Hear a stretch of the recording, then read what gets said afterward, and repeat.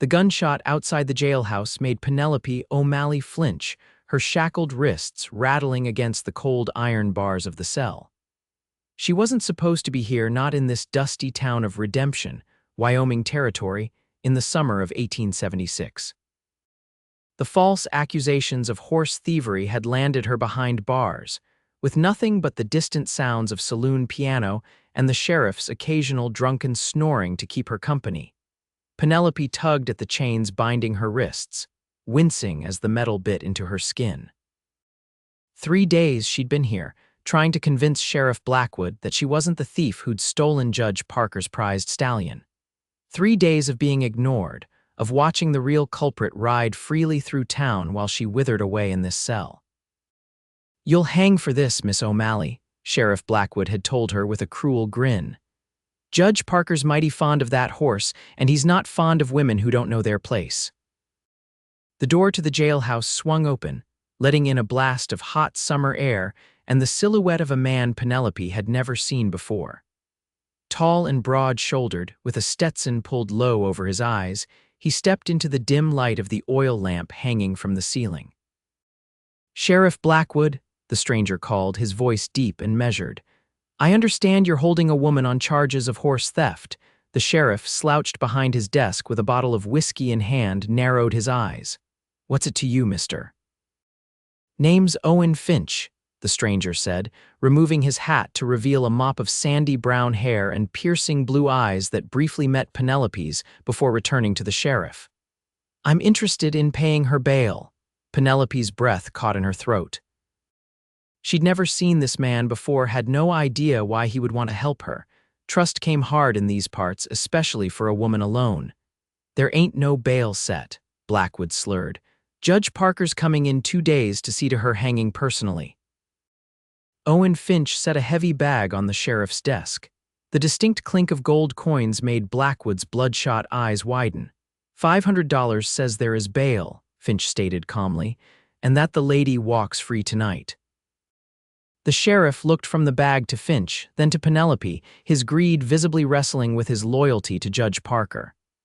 "Where'd you get this kind of money, Cowboy?" Blackwood asked suspiciously. "Drove a herd up from Texas," Finch replied. "Just got paid." "Now, are you taking the money, or shall I ride to the territorial marshal's office and discuss how you're holding a woman without proper charges?" The threat worked. Within minutes, Sheriff Blackwood was fumbling with the keys to Penelope's cell, the chains coming off her raw wrists as she stared in disbelief at her unexpected savior. "Why are you doing this?" she whispered as Owen Finch led her outside to where 2 horses waited in the moonlight. The cowboy handed her the reins to a chestnut mare. "Because I know you didn't steal that horse," he said simply, "and because sometimes doing the right thing is reason enough." He mounted his own horse, a powerful black stallion, and looked down at her with an expression she couldn't quite read. "Let's ride away together, Miss O'Malley. Redemption's no place for either of us tonight." With the sheriff counting his gold inside and no other choice before her, Penelope mounted the mare and followed Owen Finch into the night, leaving behind the town that had nearly been her gallows. They rode hard for hours, the moon lighting their way across the open prairie. Penelope's mind raced with questions about the mysterious cowboy who had saved her, but she kept them to herself, focusing instead on putting as much distance as possible between them and redemption. When dawn began to break across the eastern horizon, painting the sky in hues of pink and gold, Owen finally slowed his horse to a walk. "There's a creek up ahead," he said, gesturing to a line of cottonwood trees in the distance. "We can rest there for a bit, let the horses drink." Penelope nodded, suddenly aware of how exhausted she was. Her wrists throbbed beneath the bandanas Owen had given her to wrap around the raw skin, and every muscle in her body ached from the long ride. At the creek, Owen helped her dismount, his hands strong but gentle on her waist.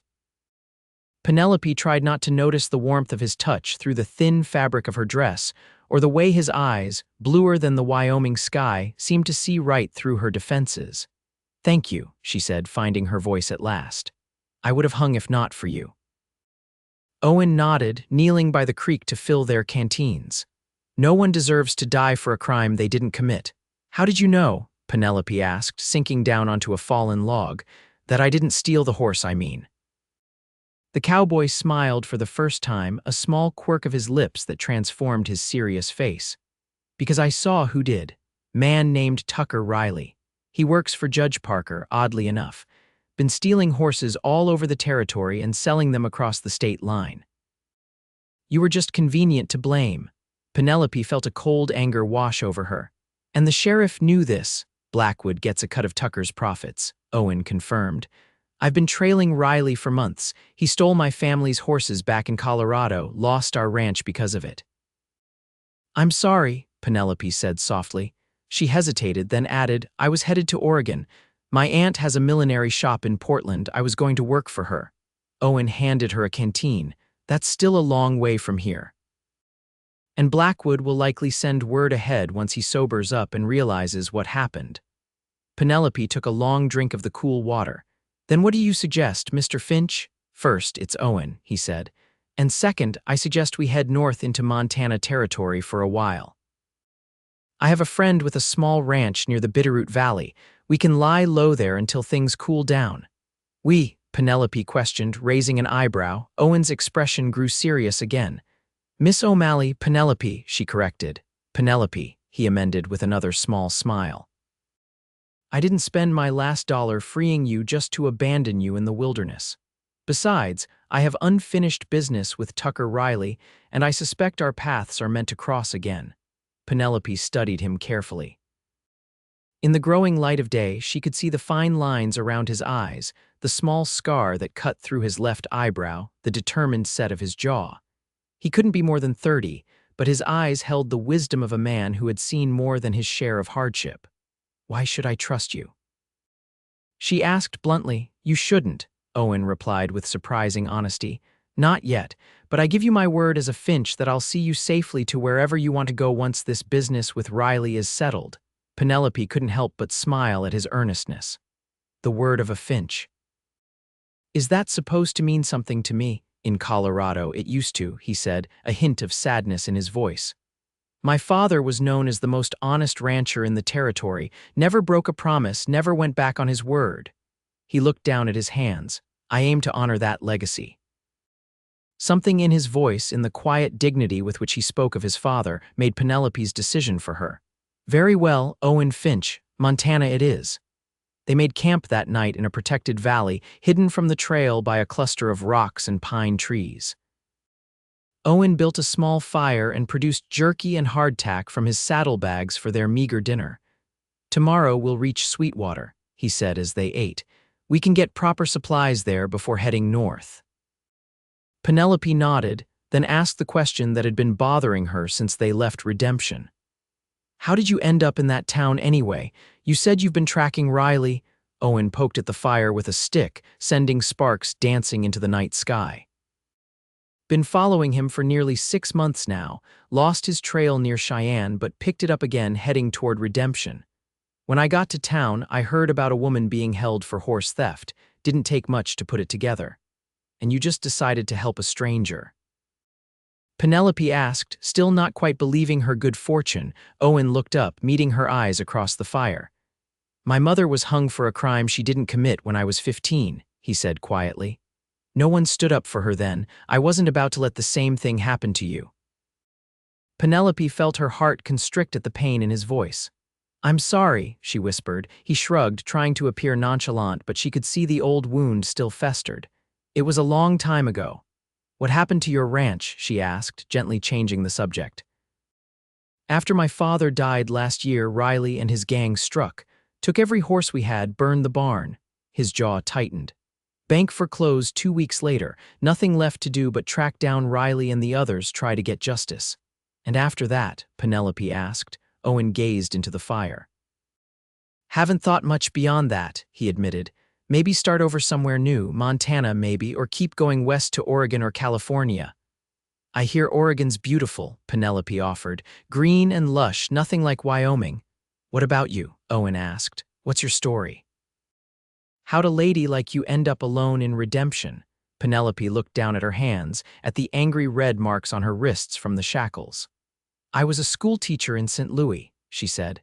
After my parents died of influenza last winter, there wasn't much keeping me there. My aunt's offer to join her business in Portland seemed like a fresh start. She sighed.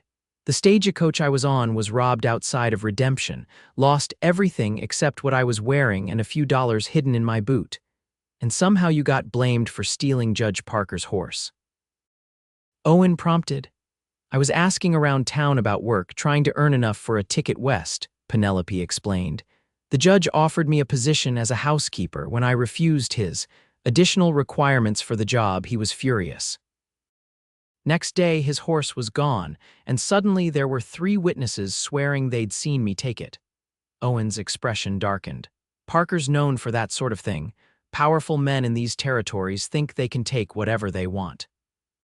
Not everything, Penelope said firmly, meeting his gaze. A small smile played at the corners of Owen's mouth. No, Miss O'Malley, not everything.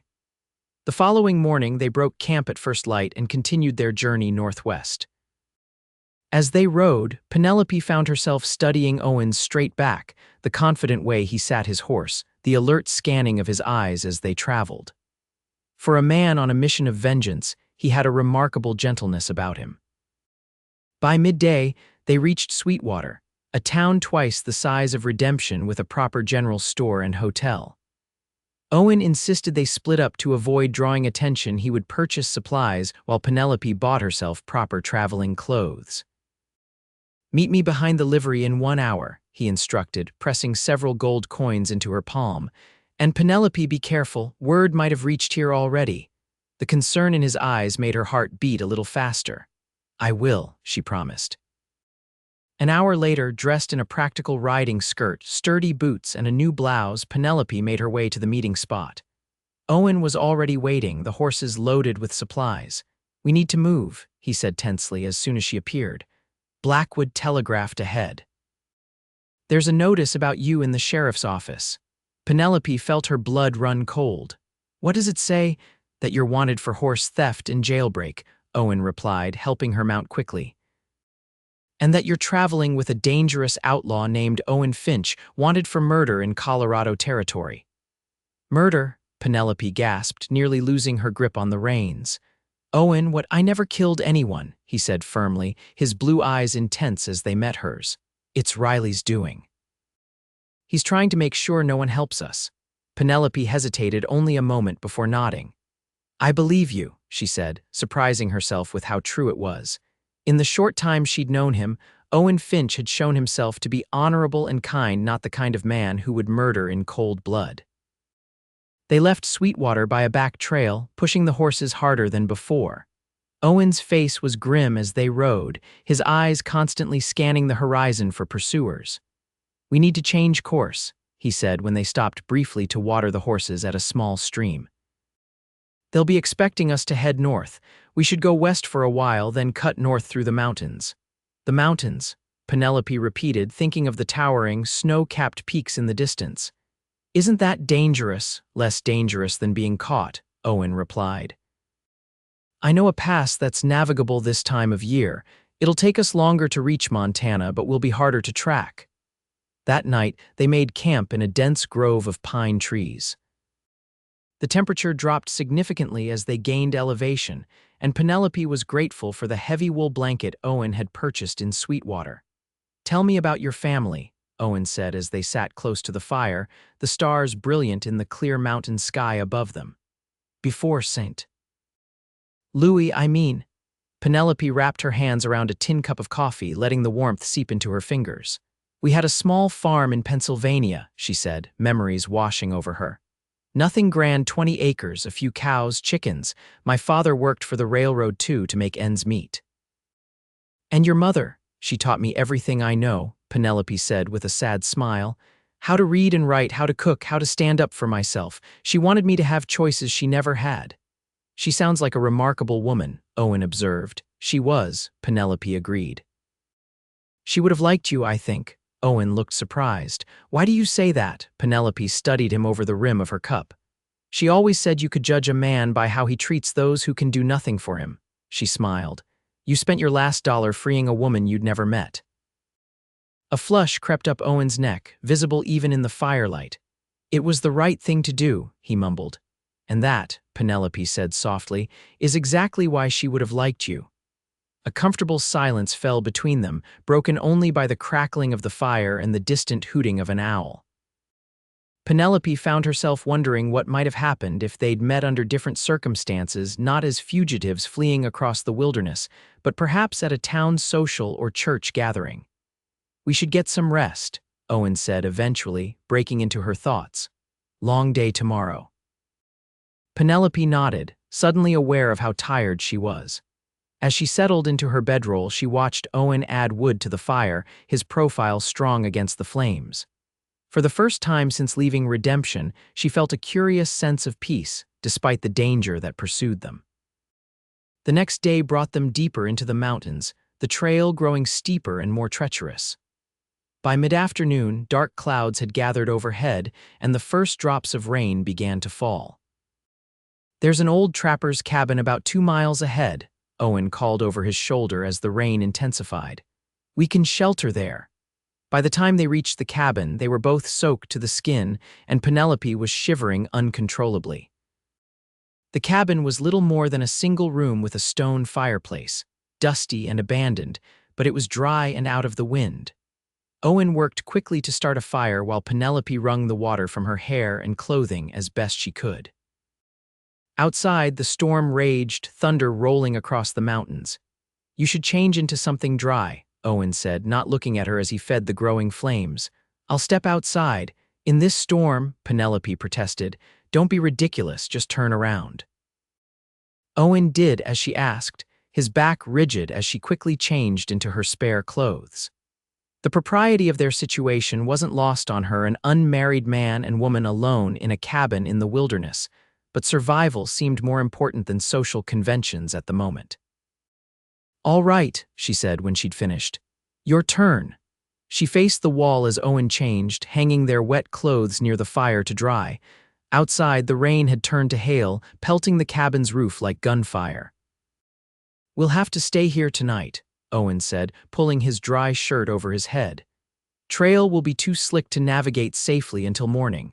Penelope nodded, trying not to think about how the cabin had only one small pallet in the corner. "I have some jerky and biscuits from Sweetwater," she offered, digging into her saddlebag. They ate their simple meal in companionable silence, listening to the storm. As the daylight faded, the cabin grew darker, illuminated only by the dancing firelight. "Tell me about your friend in Montana," Penelope said, pulling her blanket tighter around her shoulders. "The one with the ranch." Owen's face softened. "Daniel Hayes. We fought together in the war. He saved my life at Shiloh. After, he headed north, started a small horse ranch near the Bitterroot. Writes me every few months.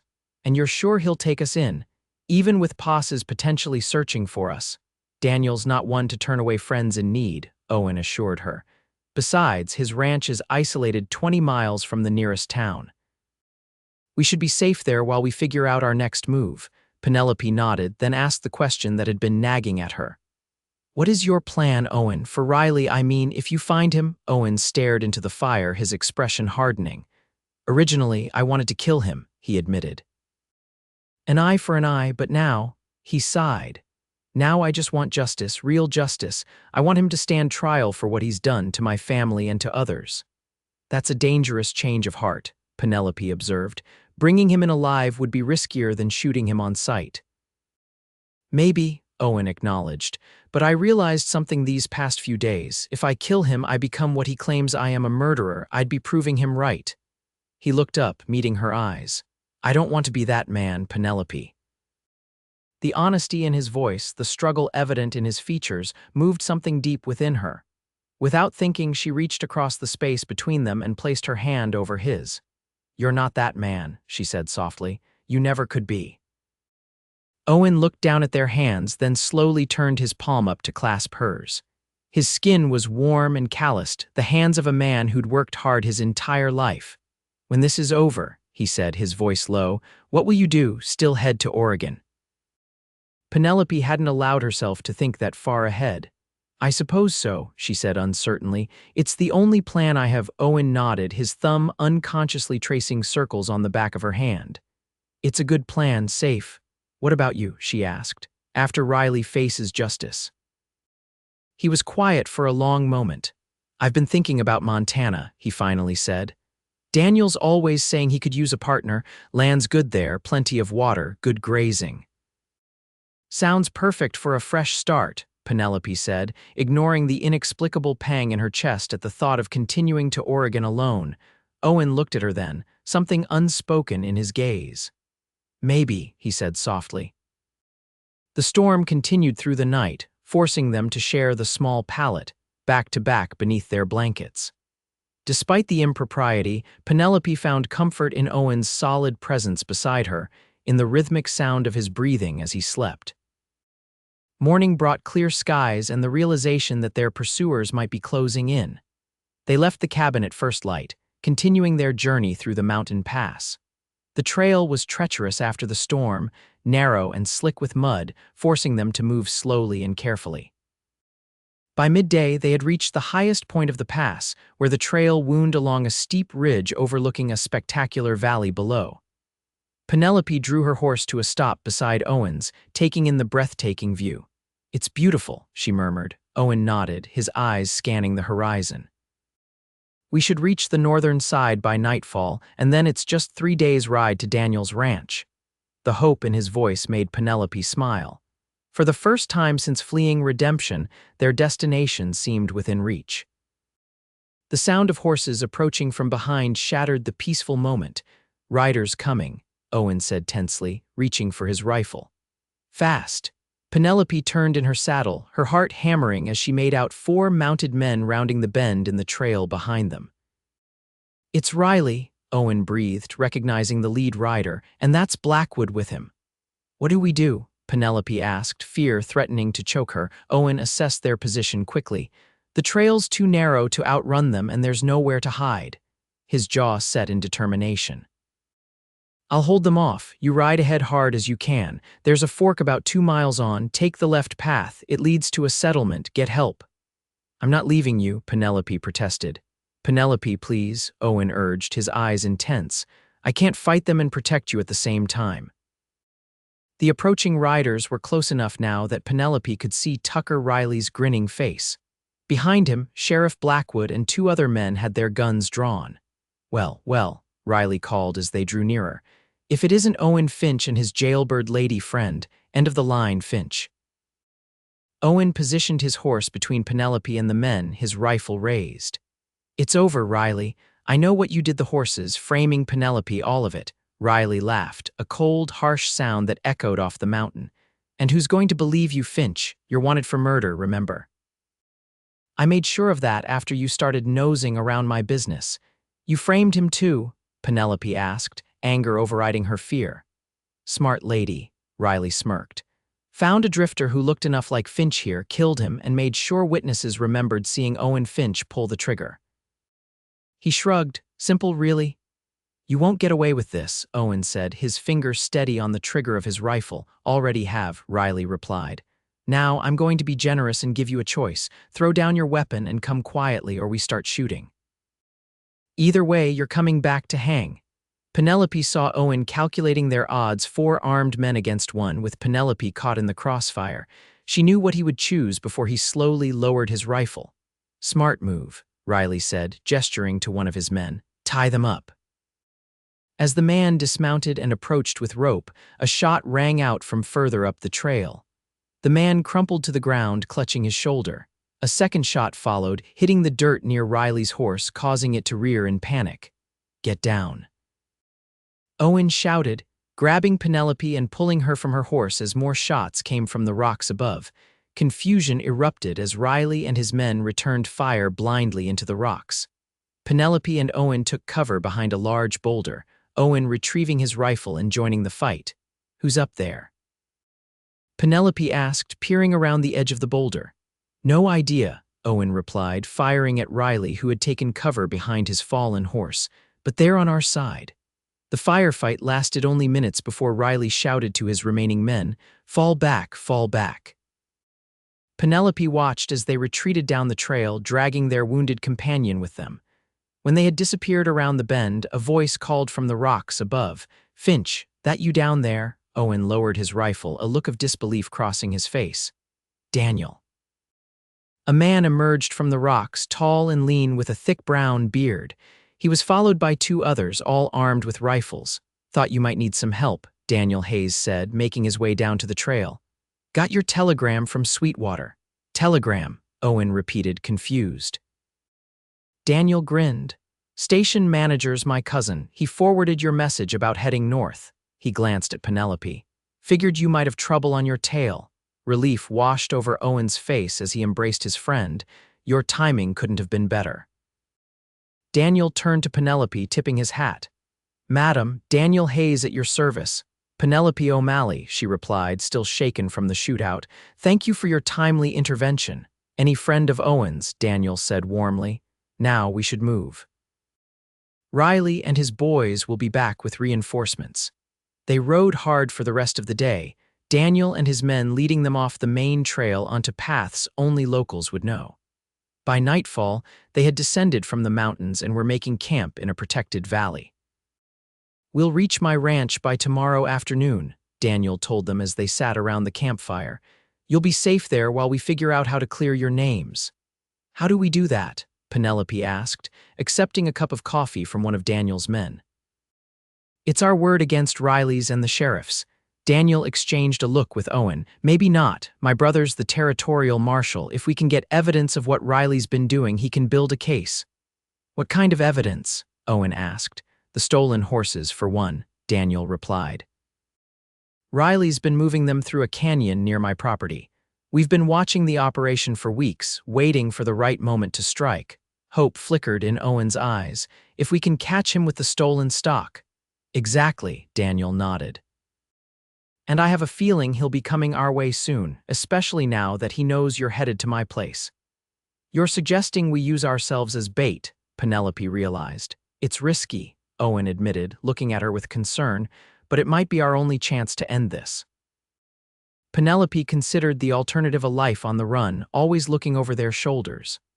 I'm in, she said firmly. Later, as the others slept, Penelope found Owen sitting alone at the edge of the camp, staring at the stars. You should be resting, he said as she sat beside him. So should you, she countered.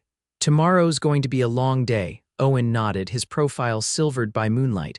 Penelope, I want you to know, whatever happens tomorrow, I'm glad I found you in that jail cell. Even though I've brought nothing but trouble, she asked, only half joking. You've brought a lot more than trouble, Owen said softly, turning to face her.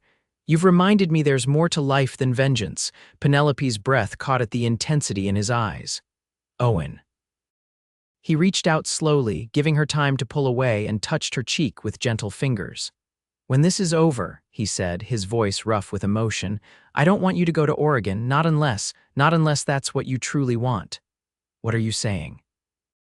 Penelope whispered, though her heart already knew the answer. I'm saying I think I'm falling in love with you, Penelope O'Malley, Owen admitted, and I'm hoping you might consider Montana instead of Oregon. Joy bubbled up inside her, unexpected and overwhelming. That's quite presumptuous, Mr. Finch, she teased, though her voice trembled. We've only known each other a week. Sometimes a week is all it takes to know your heart, Owen replied, his thumb gently tracing her jawline. Penelope leaned into his touch. And sometimes, she whispered, it takes less than that. When his lips met hers, soft and questioning, Penelope knew with absolute certainty that Oregon had lost its appeal. Her future lay here, with this honorable, gentle cowboy who had risked everything to save her. The next day brought them to Daniel's ranch, a modest but well-kept property nestled in a lush valley.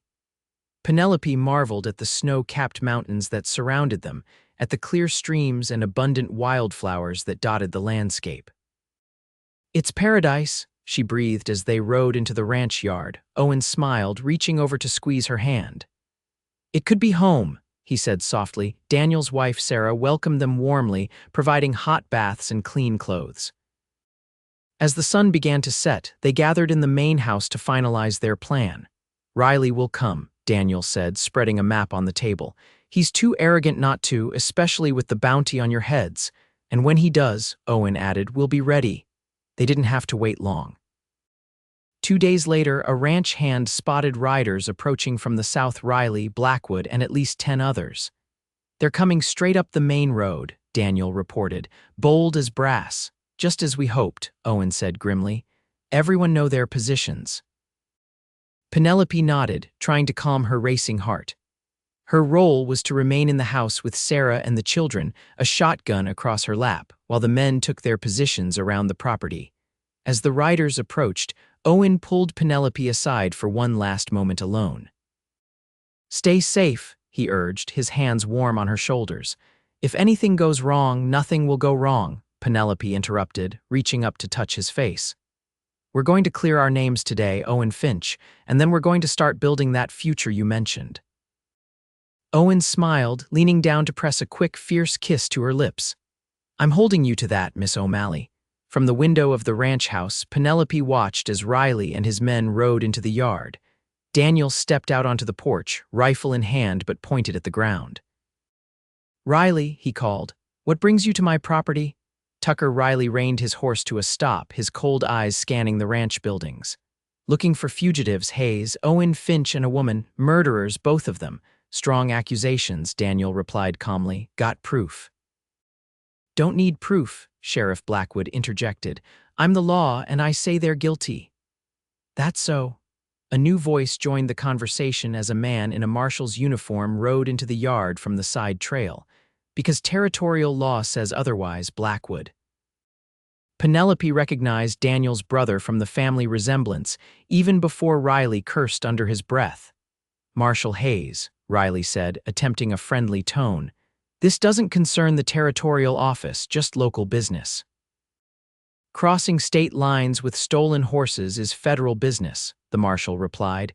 "As is framing innocent people for murder." Riley's face darkened. "You can't prove anything?"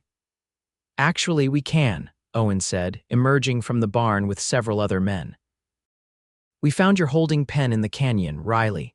32 horses, including Judge Parker's stallion and my father's Morgan, all identified and documented." Panic flickered across Riley's face as he realized he was surrounded. In a desperate move, he drew his gun, aiming at Owen. Penelope's heart stopped as 3 shots rang out simultaneously. Riley toppled from his horse, his gun unfired. Sheriff Blackwood and the others immediately threw up their hands in surrender.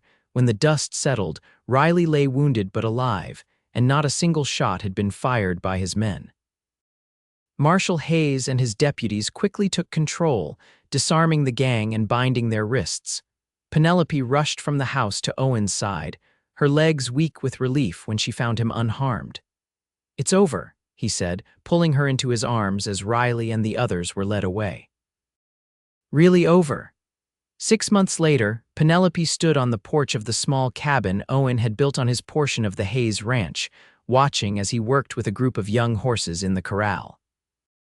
The afternoon sun highlighted the gold in his hair, and his laughter carried across the yard as one of the colts playfully nudged his shoulder.